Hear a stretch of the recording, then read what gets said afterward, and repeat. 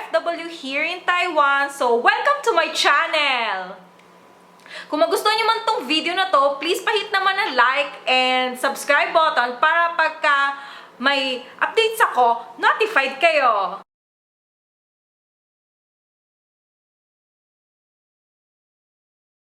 For this video, itatry ko ang top 3 picks ko ng Vice Cosmetic lipstick. So, ito ay mga matte lipstick at i-apply ko to isa-isa at i-share ko sa inyo kung anong result pag in-apply ko sa lips ko. Nag-recommend sa akin na pinsan ko tsaka kaibigan niya dahil ito daw ngayon ang hype sa Pinas. At nagkataon, may kaibigan akong Pinay na umuwi and sinabi ko sa kanya na kung pwedeng dalhan niya ako dito sa Taiwan ng matte lipstick galing sa Vice Cosmetics. And buti naman, pinaunlakan niya yung favor ko. So, dito sa video na to, ang diniscuss ko ay isang matte lipstick at dalawang liquid matte lipstick. So guys, ito yung first shade na i-apply ko, which is Tarouche. Baliktad pa. Yes, Tarouche shade.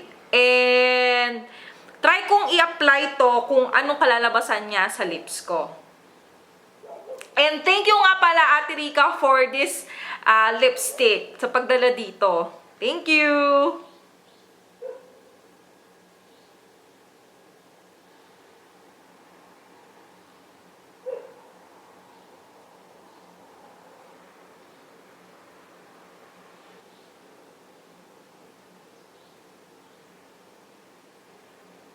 So, na-apply ko na tong Tarouche shade na to at masasabi ko, pang malakasan siya. Kung gusto mong mapansin ni crush, mapapansin ka dahil bright red siya and napaka-tarouche nga. Totoo nga, tarouche siya.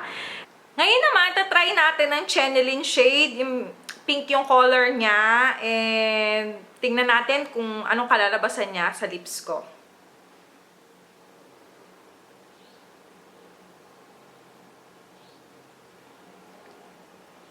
So, itong channeling shade, masasabi ko is for daily look. Hindi matapang yung dating niya.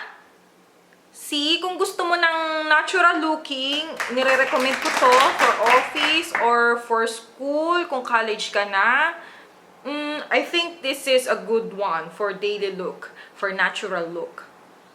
So, next shade na i-apply ko naman is Kemerut. Nude yung color niya. And kaya ko ito napili kasi yung kala Georgina Wilson, pag ina-apply niya, bagay na bagay sa kanya.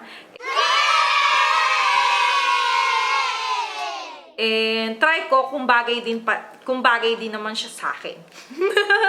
Ambitious. So, try na natin siya.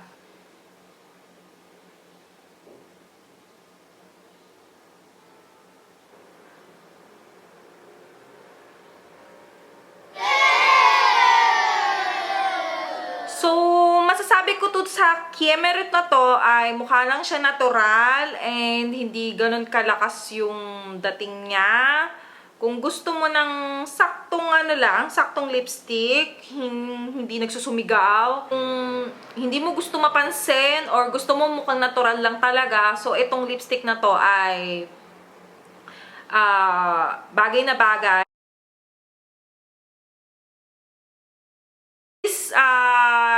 Three Vice Cosmetics na to, ang pinaka nagustuhan ko is yung Tarouche shade.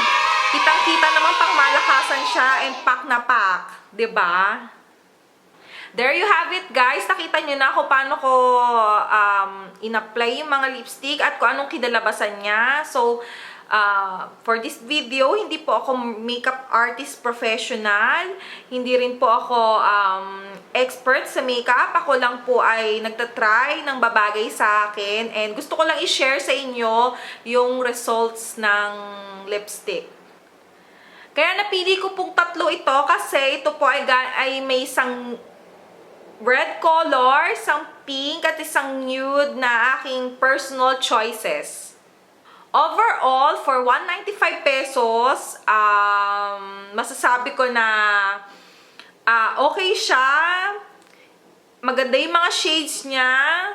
masasabi kong amazing, terrific, pamalakasan ang datingan. Diba? Katulad itong Tarush na in-apply ko, pamalakasan ang dating niya. Ngayon naman, ang downside naman niya is, if you're looking for a long-lasting lipstick, na matte lipstick, hindi ko siya may re-recommend sa inyo. Kasi kung ito yung i-apply mo, kumain ka, after mo kumain, need mong mag-re-apply kasi nag-fade out siya. Nag-re-apply ulit ako ngayong araw na to. Siguro 2 times ako nag-re-apply. Kasi nag-fade siya tuwing kumakain ako. At hindi ko bet yon. So guys, beshies, dito na nagtatapos ang aking video. Kung magustuhan nyo man tong video na to, please pahit naman na like button. And also please hit the subscribe button para pag may updates ako, notified kayo. See you next time. Ingat beshies. Bye-bye!